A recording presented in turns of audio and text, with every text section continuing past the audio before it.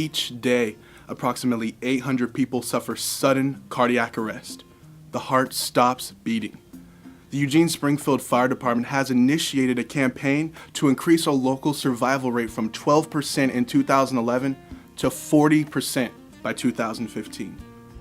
ACT-C3 is a community-wide program aimed at improving rates of survival from cardiac arrest. And what it does is it focuses on the 5 links in the chain of survival recognized by the American Heart Association. I named it ACT-C3 because I want people to take action. And the most important thing is to keep blood flowing through the brain when someone's in cardiac arrest. So that first link in the chain of survival is the first thing we worked on, and that involves a community campaign using a sorority and fraternity members from the University of Oregon and National Honor Society students from all our high schools. They go out to 7th grade middle schools, and using this CPR kit right here, they teach people compression-only CPR in about 10 minutes.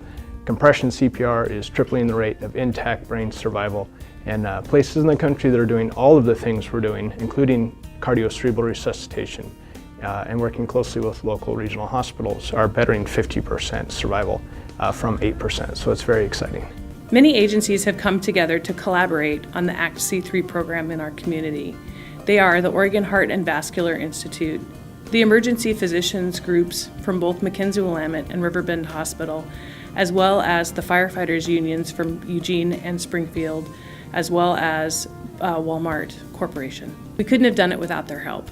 In addition to our community outreach with the 7th grade population, the public can also request compression-only CPR. So if they go to the City of Eugene City's webpage and then type in ACT-C3, you can find a place where you can request training for your group. We do groups as small as 20 and groups as big as 200, and you can also donate to the program to purchase these kits to further the community education campaign. The number one reason people don't do CPR is either they fail to recognize cardiac arrest or they're afraid of doing it wrong. Compression CPR is easy to remember, doesn't require certification, and you can learn in less than 10 minutes, and it's the first link in that chain of survival. A major part of the ACT-C3 process is being able to quickly recognize the signs of cardiac arrest. ACT-C3 acronym also stands for the action that we want you to take if you find somebody down that's collapsed. And when you come up to them, you try to get their attention and they don't respond. And if they're not breathing normally, or they're moaning, or they're gasping, or they sound like a zombie, it's the action that you need to take. And the next step after checking that patient is to call 911. And the third C is to start immediately compressing on the chest. So I'm going to show you what that looks like. Now it's important not to stop compressing on their chest until the fire department arrives, or if that patient wakes up enough to fight you off and say, "Stop pressing on my chest." They may open their eyes, they may even move a little bit or gasp, but that just means you're doing a good job of keeping blood flowing through their brain, and continue to press on that chest. You can't hurt somebody with chest compressions, so don't be afraid of taking action. So let's say this patient's down, collapsed on the ground.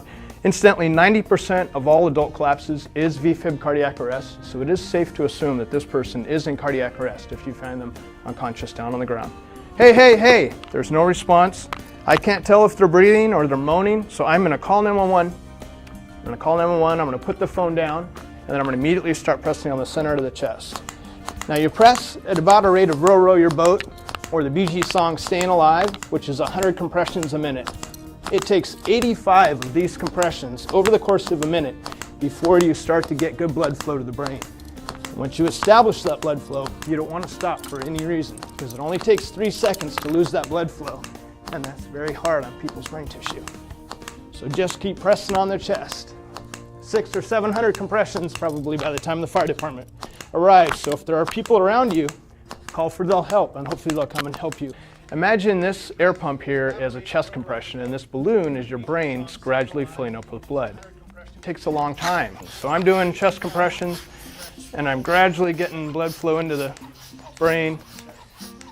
It's not a lot, it's only about 30% of what your body would normally produce. So it takes a long time, lots of compressions, to finally get enough blood into the brain to help the brain tissue survive. But if you stop, you will lose that blood flow to the brain. So imagine me letting go of the balloon, and your brain tissue blood flow ceases. The impact of the ACT-C3 program may not immediately be realized.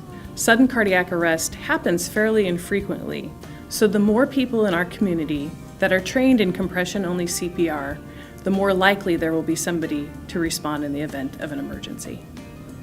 You can find out more about the ACT C3 program at the Eugene Springfield Fire Department's website, listed here. You can also request training for groups from 15 to 250 people and find other ways to get involved in helping to save a life.